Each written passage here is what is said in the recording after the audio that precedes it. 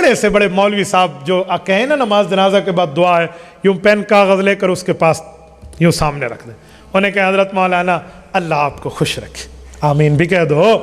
اللہ آپ کو سلامت رکھے، ماشاءاللہ ہماری ایک ٹینشن ختم کر دیں، ٹینشن فری کر دیں، ایک مسئلے کا حل کر دیں، ادھر لکھ کے دے دیں حضور علیہ السلام نے کون سی دعا مانگی تھی، وہ لفظ ادھر لکھ دیں، ہم ابھی سے مانگنا شروع کر دیں گے۔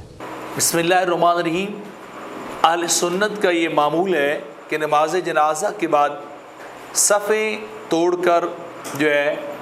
میت کے ارد گرد جمع ہو کر 3 بار سورہ اخلاص اور 1 بار فاتحہ پڑھ کر اس کے لیے دعا جو ہے وہ کی جاتی ہے، لیکن کچھ لوگ جو ہے وہ اس دعا کے قائل نہیں ہے۔ تو اس کا جواب یہ ہے کہ قرآن مجید کے اندر بھی اللہ رب العزت نے بہت سارے مقامات پہ مطلقاً دعا کا حکم فرمایا، ادعونی استجب لکم، تم جب بھی مجھ سے دعا مانگو تم استجب لکم، میں تمہاری دعا کو قبول کروں گا۔ احادیث کے اندر بھی بہت سارا مقامات پہ بہت ساری روایات ایسی ہیں جو دلالت کرتی ہیں کہ جب چاہیں کہیں بھی چاہیں اپنے خدا سے دعا مانگیں اور پورے وثوق اور گڑ گڑا کے دعا مانگے تو اللہ رب العزت دعا کو قبول کرتا ہے۔ لیکن یہاں پر میں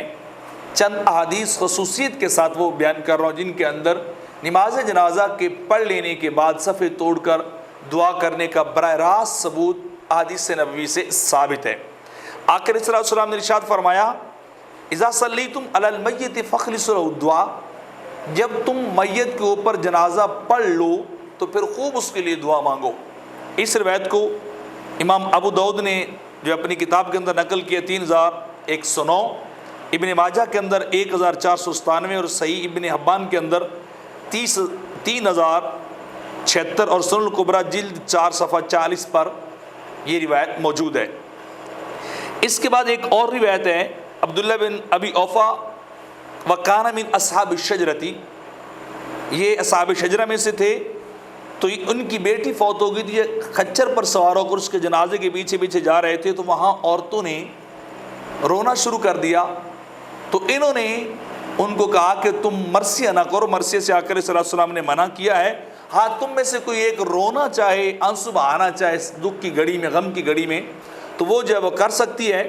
اور پھر انہوں نے کیا کیا، وہ الفاظ سننے والے ہیں، ثم کبر علیہا اربن، پھر 4 تکبیریں کہیں، ثم کعبہ بعد الرابعہ، پھر چوتھی تکبیر جب ہو گئی اور چوتھی تکبیر کے بعد سلام ہوتا ہے اور اس کے بعد کی بات ہو رہی ہے، یہ نہیں کہ چوتھی تکبیر کے بعد پھر آگے شروع ہے، ورنہ تو پھر 5ویں تکبیر بن جائے گی۔ تو لکھا ہوا ہے قام بعد الرابعہ قدر ما بین تکبیرتین یدعو، وہ کیا تھا، جتنا 2 تکبیروں کے درمیان کھڑے ہوتے ہیں اتنی دیر کھڑے ہو کر انہوں نے کیا کیا، وہ جو ہے وہ دعا مانگتے رہے، اور پھر فرمایا، یہ سنیے، ثم قال کان رسول اللہ صلی اللہ علیہ وسلم یصنع فی الجنازۃ ہکذا، آقا صلی اللہ علیہ وسلم بھی جنازے میں ایسے ہی کرتے تھے، یعنی چوتھی تکبیر کے بعد پھر بھی دعا مانگتے تھے۔ اور اس کو مسند احمد نے جو ہے وہ الگ الگ نقل کیا ہے، مصنف عبد الرزاق کے اندر بھی نقل کیا، مسند الحمیدی کے اندر بھی، ابن ماجہ کے اندر بھی،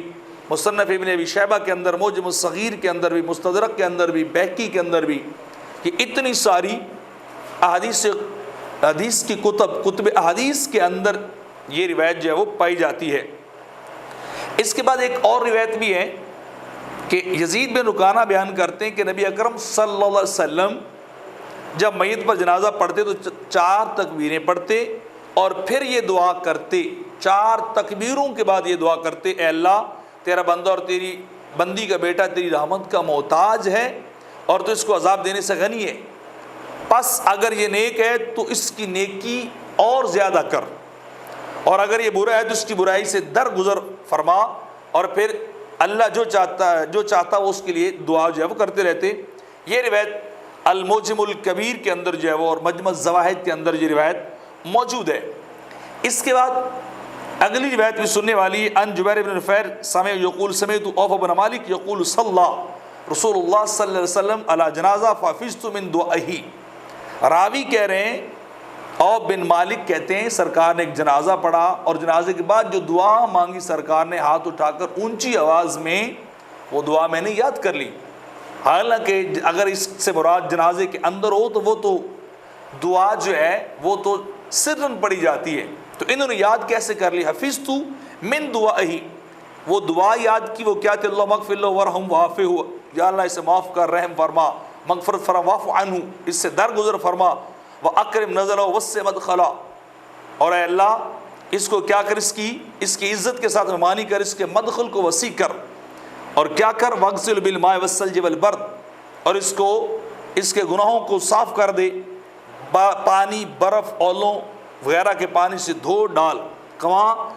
وَنَقِّهُ مِنَ الْخِطَايَا كَمَا نَقَّيْتَ الثَّوْبَ الْأَبْيَضَ مِنَ الدَّنْسِ وَأَبْدِلْهُ دَارًا خَيْرًا مِنْ دَارِهِ وَأَهْلًا خَيْرًا مِنْ أَهْلِهِ وَزَوْجًا خَيْرًا مِنْ زَوْجِهِ وَأَدْخِلْهُ الْجَنَّةَ وَأَعِيذْهُ مِنْ عَذَابِ الْقَبْرِ وَمِنْ عَذَابِ النَّارِ حَتَّى قَالَ تَمَنَّيْتُ أَنْ أَكُونَ أَنَا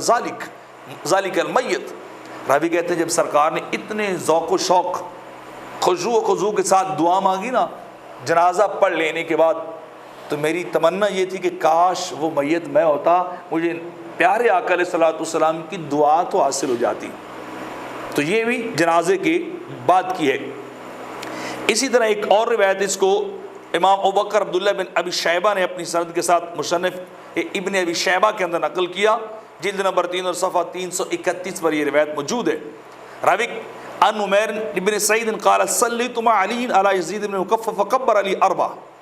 راوی کہتے ہیں میں نے حضرت علی کے ساتھ جنازہ پڑھا، انہوں نے 4 تکبیریں کی،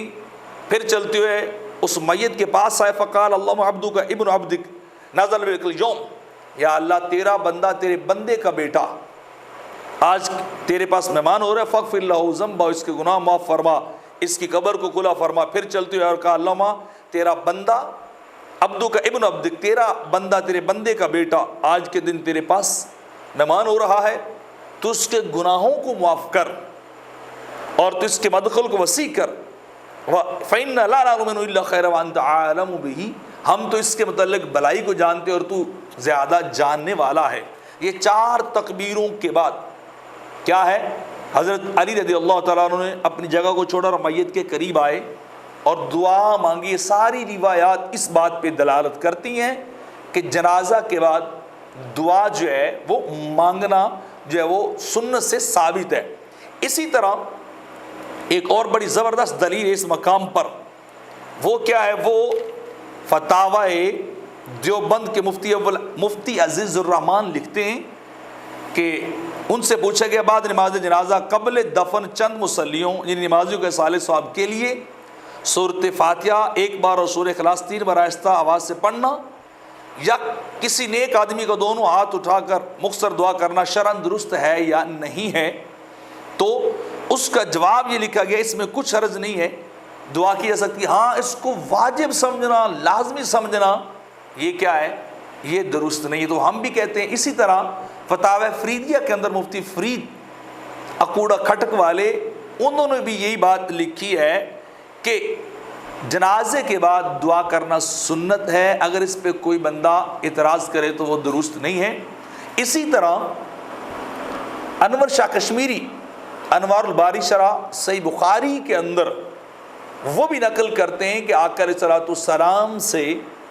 دعا مانگنا ثابت ہے، سنت ہے، جس کو ہمارے سلفی لوگ انکار کرتے ہیں، لیکن بدقسمتی سے آج شیخ انور شاہ کشمیری ان کے ماننے والے وہ ان کی باتوں کو نہیں مانتے بلکہ انکار کرتے ہیں۔ تو اللہ ہمیں درست علم نصیب فرمائے اور ہمیں سنتوں پہ عمل کرنے کی توفیق عطا فرمائے۔